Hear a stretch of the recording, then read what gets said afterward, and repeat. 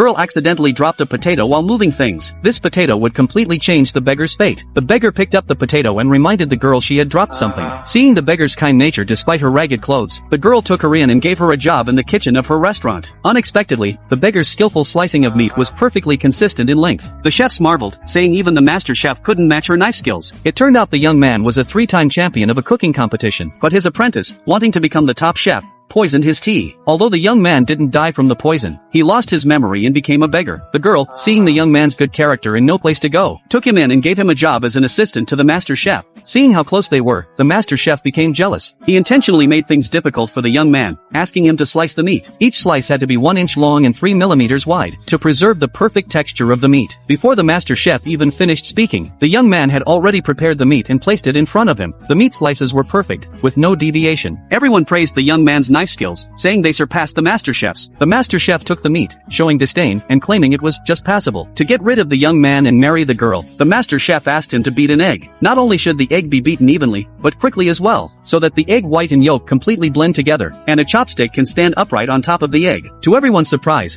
the young man achieved the master's requirement with ease. The others thought the young man was qualified to be the assistant chef, but the master chef, wanting to get rid of him, thought of another challenge. This time, he asked the young man to coat the pork tenderloin in batter, with the sauce no thicker than 1 millimeter. If even a drop of sauce spilled, the young man would have to leave. The young man first dipped the pork in the batter, then used his internal energy to evenly coat it. With one hand, he slapped the chopping board, and all the battered pork pieces were perfectly arranged on the plate. There wasn't a single drop of sauce on his hands. Everyone was amazed, guessing the young man was using Qigong techniques. The master chef, feeling defeated, refused to acknowledge the young man's skill, but the young man had already completed all his tasks. The master chef had no choice but to let him stay in the kitchen as an assistant. Later, the master chef made a plate of sweet and sour pork and asked the young man to serve it to President Wang. The young man immediately noticed a problem with the dish. He said the sauce was too thick, which would affect the crispness. President Wang would likely not be satisfied with it. The master chef, enraged, insisted the young man had no right to critique his dish. At that moment, the girl hurried into the kitchen, saying President Wang was waiting to taste the dish, and took it out. The restaurant owner, originally hoping this dish would earn a 5-star rating, was shocked when President Wang spat it out, calling it subpar. The owner didn't believe it and tried the dish himself, and indeed, the taste was lacking. He asked the girl to tell the kitchen to make a new signature dish, but the master chef,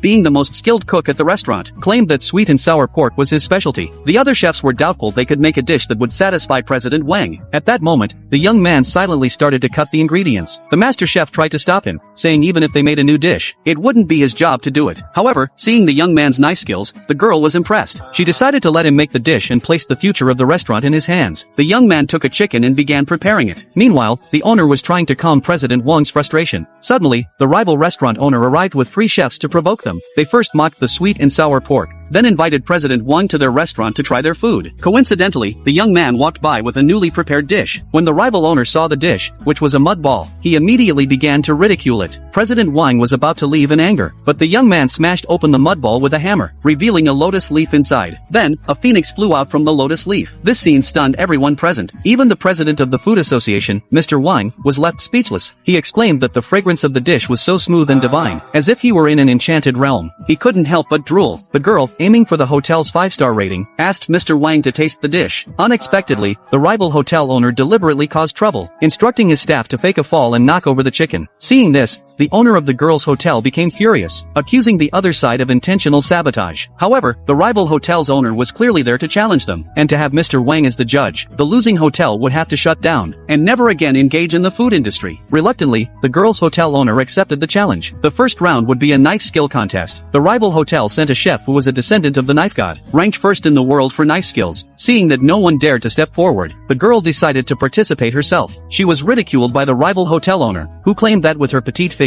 she wouldn't be able to hold a knife. At this critical moment, the young man stepped forward again, deciding to participate in the contest. Seeing this, everyone urged the owner to pick someone else, as the young man was just a beggar and not qualified to compete. Hearing this, everyone thought he was certain to lose. Yet, the young man remained calm and unruffled. Watching the rival chef's exquisite knife skills, the crowd began to praise the competitor, thinking that it was a rare opportunity to witness such knife skills. Even Mr. Wang expressed his approval. Then, the young man began to demonstrate his knife skills. When the young man closed his eyes, everyone started mocking him, thinking he had fallen asleep. Unbeknownst to them, the young man was using his golden eyes, and after observing the structure of the fish, he picked up his knife and began to slice. However, his knife work was soon criticized by the crowd, who thought he had no chance of winning. Sure enough, when the two presented their fish slices on the table, Mr. Wang praised the rival chef's slices for being thin and delicate, while he criticized the young man's slices as subpar. Just as he was about to announce the winner of the first round, the crowd noticed that the fish the young man had sliced was still alive. This miraculous knife skill amazed everyone. In the end, Mr. Wang declared the young man the winner. The girl couldn't believe the beggar she had taken and had such exceptional culinary skills. The second round was focused on pasta. The rival hotel sent a competitor who was a descendant of the royal palace chefs. Looking at the competitor's elderly appearance, the head chef of the girls' hotel felt confident he could beat him, so he volunteered for this round of the contest. He was full of confidence in the noodles he had made, mocking the elderly competitor, claiming he was sure to lose. However, he underestimated the man's true ability. The man used his inner strength to knead the dough, then began to stretch the dough into long, thin noodles, and even started waving them around his head. At this point, someone realized the man was making dragon dance noodles. Upon the young man's reminder, the head chef quickly threw the noodles into the pot to cook. When both sides served their noodles in bowls, the young man was already certain the head chef had lost. Sure enough, Mr. Wang, after inspecting both dishes, announced the rival hotel as the winner. This deeply disheartened the head chef.